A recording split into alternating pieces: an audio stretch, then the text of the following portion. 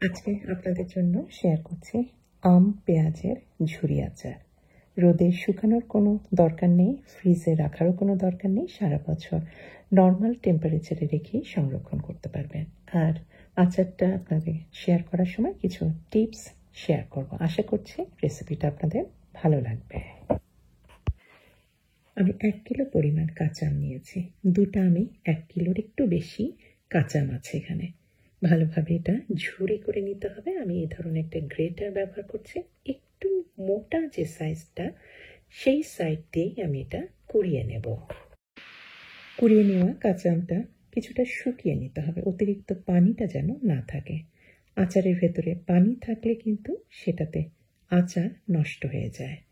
তবে তার আগে আমি দিয়ে দিচ্ছি শুধুমাত্র হলুদ গুঁড়া। এটা দিলে আচারের রঙটা একটু সুন্দর হবে।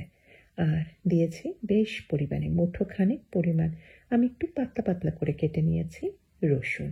খুব বেশি পাতলা না, যেমন দেখছেন একটু মোটা আছে, মাঝারি সাইজে।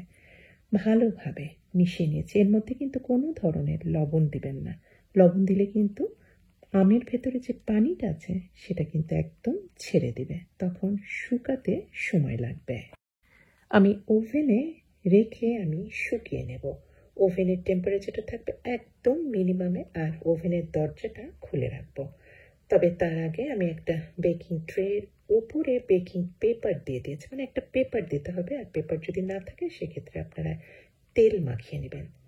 এতে আপনার আমগুলি যখন শুকিয়ে যাবে, একটু আঠালো হয়ে যাবে, লেগে থাকে তো উঠাতে সুবিধা হবে।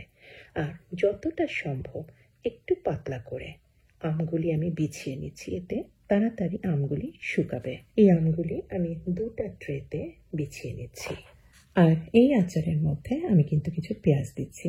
পেঁয়াজের পরিমাণটা আমের বরাবর বা সমান হতে পারে, বা তার কিছুটা কম হতে পারে।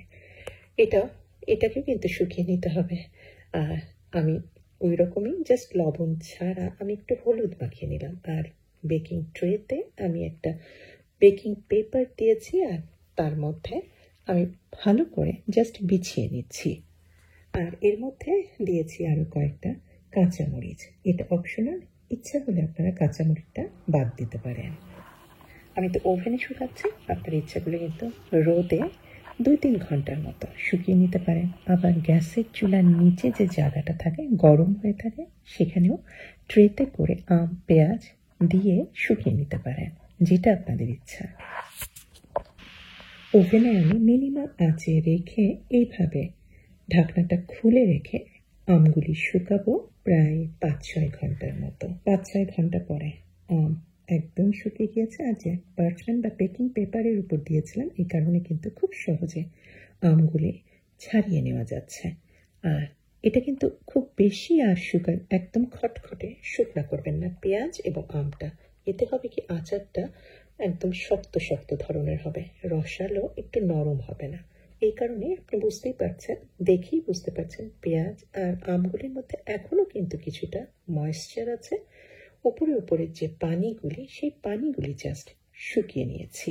এখন আচারটা রান্না করতে হবে। আসলে আচার রান্না করব না, আমি রান্না করব, আমি একটা তেল বা একটা মশলা তৈরি করে নিচ্ছি। আমি ননস্টিক প্যানে আমি নর্মাল তেল দিয়েছি। এখানে ইচ্ছা করলে আপনারা সর্ষের তেল অবশ্যই ব্যবহার করতে পারেন। আর চিনির বদলে আমি দিচ্ছি গুড়। আর গুড়ের পরিমাণটাও আপনাদের পছন্দ, স্বাদ অনুযায়ী আপনারা ব্যবহার করবেন। এর মধ্যে একটা জিনিসই দিয়েছি, সেটা হচ্ছে সিরকা। সিরকা দিলে আচার কিন্তু সহজে নষ্ট হয় না। এখানে প্রায় 1/6 কাপ বা আধা কাপের মতো সিরকা হবে। আর আমি ব্যবহার করছি পেস্ট হচ্ছে সর্ষের পেস্ট। বাজারে যেটা কিনতে পাওয়া যায় সেটাই ব্যবহার করছি। তবে অবশ্যই আপনারা সর্ষে কিনে 2-3টা কাঁচামরিচ দিয়ে ভালোভাবে বেটে সেটাই ব্যবহার করতে পারেন।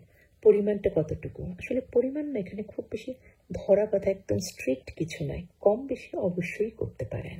গুড়টা গলতে গলতেই আমি এখানে কিছুটা দিয়েছি লবণ। একটু লবণ দিবেন, আধা চা চামচের মতো দেওয়া হয়েছে। আর স্বাদটাকে আরও বাড়াতে এই মশলাটা এসব দিচ্ছি আমি এখন 5 ফোড়নের গুঁড়া। আমি জাস্ট বাজারে যে কিনতে পাওয়া যায় 5 ফোড়ন, সেটাই আমি গুঁড়া করে ব্যবহার করছি। একদম শেষ পর্যায়ে দিয়েছি 5 ফোড়নের গন্ধটা কিন্তু পাওয়া যাবে। ইচ্ছা হলে আপনারা গুঁড়া না করেও ব্যবহার করতে পারেন, সেটা একটু মুখে লাগবে, এই কারণেই গুঁড়া করেছি। আর এখন চুলা থেকে সরিয়ে নিয়ে গরম অবস্থাতে আমি দিয়ে দিলাম আম আর পেঁয়াজের ঝুড়িগুলি। একটু মাখিয়ে নিলেই তৈরি হয়ে গেল টক মিষ্টি স্বাদের আম পেঁয়াজের ঝুড়ি আচার।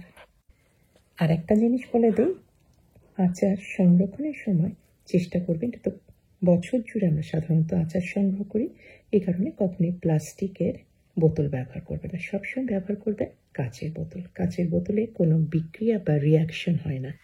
আচারের মধ্যে যে সিরকা, বিভিন্ন ধরনের যে জিনিসগুলি দেওয়া হয়েছে, এটা প্লাস্টিকের সাথে কোনো রকমের কোনো রিয়াক্ট করবে না, ফলে আচার বছর জুড়ে একদম ভালো থাকবে, যা শরীরের জন্য খুবই স্বাস্থ্যকর হবে।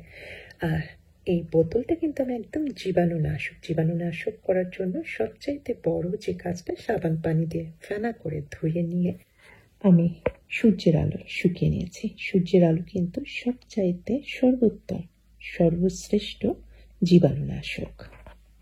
আর এই আচার সঙ্গে সঙ্গে না খেয়ে এখনই তো একটু এই সমস্ত কিছুর মধ্যে মুছবে, একটু নরম হবে, আরও এর ভেতরে ঢুকবে সব কিছু।